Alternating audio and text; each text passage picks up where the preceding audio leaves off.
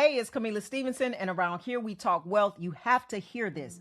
A cross-chain protocol just got drained for $290 million in user funds, and most of the people who lost their money were doing exactly what every DeFi influencer has been telling them to do for the last 5 years: chase yield, stack tokens, lock liquidity in smart contracts, and trust composable protocols to multiply their returns, and they got wiped out.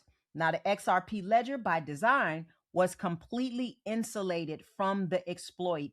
And most XRP holders are going to read about the hack, shake their heads, feel sorry for the victims, and go right back to wondering why XRP is not paying them double-digit yield. All right.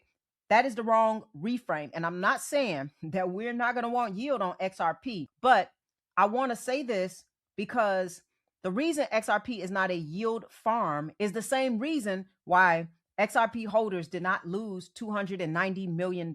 Now, let me give some quick translations before I dive into this so you understand what this means for DeFi, right? DeFi stands for decentralized finance. It is basically banking and lending built on top of crypto without a central institution running it. Yield is the interest that you earn for lending or staking your tokens. A smart contract is self-executing code that runs financial agreements automatically. And it sounds great until the code has a bug. A cross-chain bridge is the technology that lets you move an asset from one blockchain to another. The bridge holds your asset on one side and creates a copy on the other side. When the bridge breaks, the asset gets stuck or stolen. Okay. Now, I do want to say again, I don't see a problem with some people risking their assets for DeFi. So I do want to say that because we all plan on making yield off of our assets, of course, right? But you want to make sure that the risk makes sense, okay, for you and your overall position size. Now, I do want to walk you through what actually happened with this exploit and why XRP was insulated by design and not by accident, and what it tells you about the difference between an asset built for institutional infrastructure and an asset built for retail speculation. And this is one of those moments where the boring asset just paid off in the most important way an asset can pay off if you haven't developed the risk appetite for your XRP. And so we're going to talk through this. Go ahead and like the video and subscribe if you have not already so you do not miss what's coming next. And I just want to say this is not financial advice. Everything I share is for educational and entertainment purposes only. Always do your own research because investing comes with risk. Before we get started, let me know if you have your XRP in a DeFi protocol. All right. I just want to know, are you getting yield or not? I do have some of mine wrapped in Flare, and I'm researching and testing that. But I know the risk of it, and it is a small portion compared to my overall position. Now let's get into it. I believe it was around April 20th, a cross-chain bridge protocol associated with the Layer 0 ecosystem suffered a major exploit. Again, approximately $290 million in user funds was drained or frozen across multiple connected DeFi platforms. BitGo, one of the largest institutional custody providers in the digital asset industry, was implicated as having custody over a portion of affected assets through one of the bridge integrations. The Flare Network CEO went public on the 20th of April to discuss the contagion exposure across the broader DeFi ecosystem, and also multiple yield protocols and liquidity pools, which are the digital pots where users deposit tokens to earn interest, had to halt withdrawals.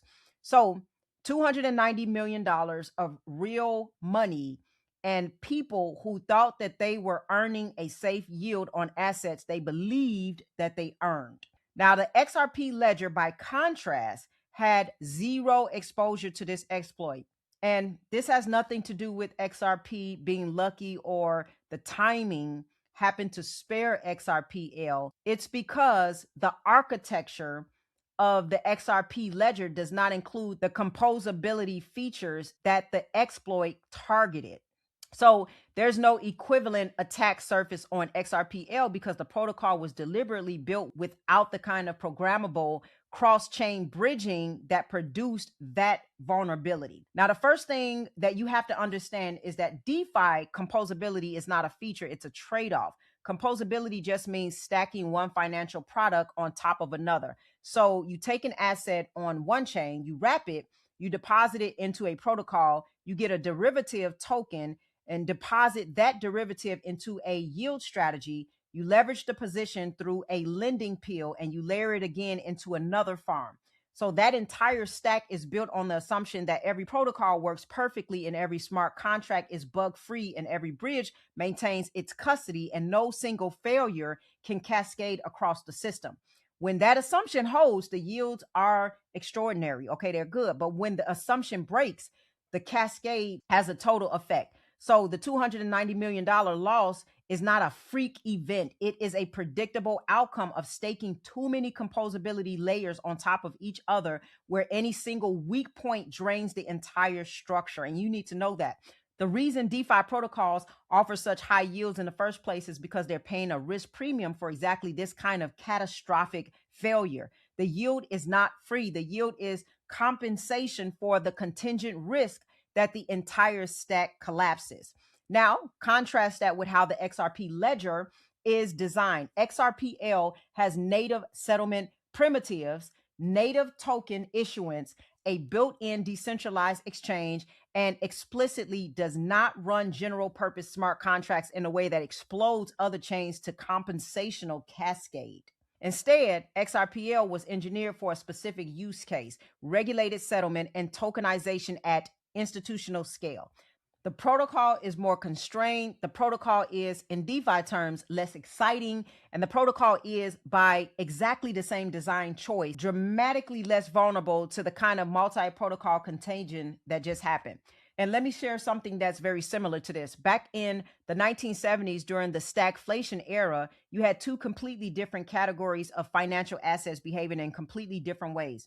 On one side, high yield, high leverage, high complexity products that paid extraordinary returns when the system worked and collapsed catastrophically when the system stressed. And then on the other side, you have the boring, structurally simple assets like gold, US treasuries, and basic infrastructure stocks that paid less, look less exciting, and quietly preserved capital while the high yielding products imploded. The lesson from the 1970s is that during system stress events, complexity is liability and structural simplicity is insurance. The investors who outperformed during that decade were not chasing the highest yield. They were holding the boring, structurally simple assets that did not depend on stacked counterparty risk to produce returns. And so now the same dynamic is playing out where the DeFi yield machine, when it runs, looks like the highest leverage product of the 1960s. It pays well until it does not. And when it does not, the cascade is total. The XRP ledger looks like the boring, structurally simple infrastructure asset, and it does not pay extraordinary yield right now because it is not engineered to. It is engineered to settle, to tokenize, and to function as the backbone of regulated financial flow. And during system stress events, that boring engineering is what holds. And that's why I have not exposed a lot of my XRP to DeFi. Again, I have a little bit exposed, but I just think you can take bigger risk if you have more of a position and you know exactly what you're doing. I cannot overstate this. Now, look at the contrast in the same calendar window that we just talked about. On the DeFi side, $290 million in user funds drained or frozen, multiple protocols halted, BitGo institutional custody implicated, layer zero bridge architecture compromised. And then on the XRP side, 3.5 billion in tokenized real world assets settling on the ledger, issuing Euro stablecoin, 3 banks running settlement pilots, Ripple acquiring a $1 billion corporate treasury platform, even if it was in the past, and then RLUSD crossing $1 billion in market cap, all without a single protocol failure on the RXPL. So you're watching in real time the difference between an architecture built for retail speculation and architecture built for institutional infrastructure, right? And so the proof comes out of the structural difference when the system is tested more so. Now, you may be wondering more about yield. Like, I do want yield, or, where do I get it for XRP? Let me get very direct with this. Let me just say this, right? The XRP yield question is the wrong question to be asking right now. The structural simplicity that prevents the yield is the same structural simplicity that prevents the loss. Just make sure you know that. Okay. You do not get one without the other. And so I just want you to be aware of what you're giving up if you do participate in DeFi right now. Nothing wrong with it. However, you just got to have your eyes wide open. Okay. If you want yield, then you take on the contingent risk of the system that produces yield.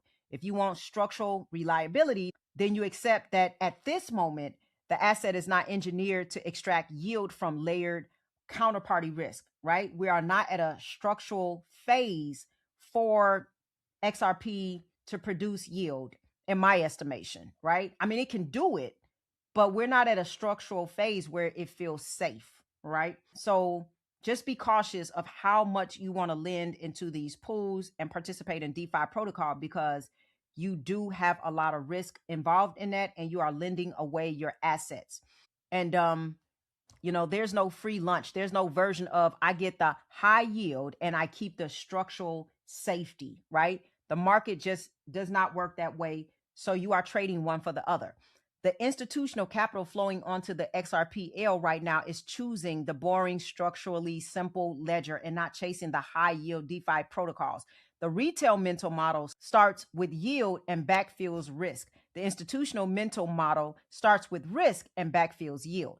If you have been frustrated that your XRP does not pay yield yet, and you've been operating on the retail mental model, then just shift into the institutional one, and the absence of yield stops looking like a flaw and starts looking like structural moat. And that's where you want to be right now, especially while you're accumulating. You don't want to be in a phase where you are over leveraged and you are risking your asset a little bit too much, unless you have enough of it, right? And so I'm saying this because I see the comments, and people who've been holding XRP for years are watching DeFi tokens print extraordinary yields and wondering whether they made the right call with it, right? And the answer is yes. The cost of holding the structural simple asset is that you do not get, again, the extraordinary yield at this moment, right? The benefit of holding the structural simple asset is also that you do not absorb the catastrophic loss when the yield machine breaks, because sometimes it does. And you just watched the yield machine break for $290 million, and you did not absorb a single dollar of that loss. Now, here's what that means for you. The structural design of the XRPL just paid off in a way it's supposed to pay off, which means by not blowing up everything else around it. The question that matters for you is not about missing the yield in the DeFi and whether or not you should get it or not. Again, if you have a large position, then you can take more risk. But you need to know where your XRP is sitting when the institutional flow into structurally simple assets accelerate. And if you're holding it in the wrong type of account, and if you have the wrong type of game plan, then you're going to have a large portion of your money given over to the government.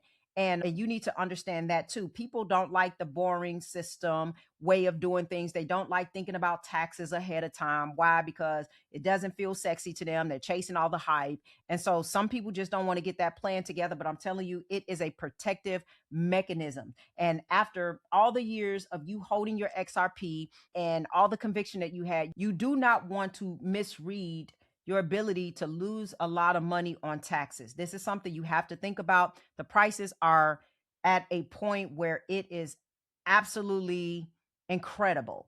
And if you do not take advantage of it, I'm telling you, you're leaving a lot of money on the table. And that is why structure matters as much as the asset itself. And because of that, I do keep a portion of mine inside of a Roth IRA with I Trust Capital. And I know that as this asset appreciates, I'm going to be able to keep all of that money. And there's so much good that I'm going to do with it. I already have plans for it. And for some people, it's about retirement. And for other people, it might be about their kids and their grandkids or their great grandkids, and being able to have something positioned for them that can help to pass on generational wealth without having to worry about taxes. And then you get your game plan in place, and you know how to reallocate that money and upgrade your game plan so that you can build that engine that produces passive income for you and your family and your generation behind you, right? And so these are things you should be thinking about. They also do have a premium custody account, and that's a long-term account for me as well. That is the account where I want passive income. I've already done some staking with Solana and ETH, and so that ability to make passive income already exists inside of that structure. And they do also have treasury accounts for LLCs and trusts. The link is in the description. They do give you a $100 funding bonus when you fund the account. So I'm telling you, this is the time to get in. We are in a bear market, and the wealth is built in the buy. The wealth is built in the time that you take to accumulate and structure your assets the right way. I'm telling you, your future self needs you to make the right decisions today so that you will end up in the right place when that time comes.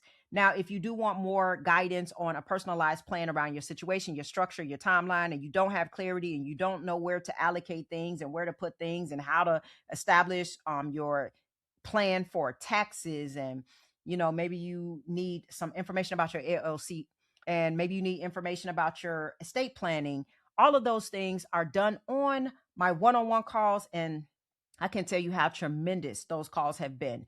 Just being able to get everybody organized and give a solid game plan and get rid of all the gray areas and the confusion and the chaos, and allow for a clear structure to present itself from the information. And so if you want some help with that, go ahead and book that call. I'm telling you, it is worth it. And then also we do have our community where we are in there coaching you every step of the way. I'm there for Q&A, and we do trainings, and I do live sessions with my community. It is a wonderful environment where everybody is aligned and have the same values, going in the same direction. And the people in that group are upgrading their mindset and developing themselves as investors so that they can enter into financial freedom, right? And so the link is in the description for either of those. And before you head out, I want to know your thoughts on yield and DeFi. Are you waiting on it? Are you excited about it? I actually am excited about it. Who don't want yield and passive income from their assets? It's just there's a right way and a wrong way to do things. Go ahead and like the video and subscribe if you have not already, and hype the video if you're feeling extra special and kind today. And send this video to someone who needs it, because people really do perish because of a lack of knowledge. And as always, I want you to stay wise, stay wealthy, and I'll see you in the next video.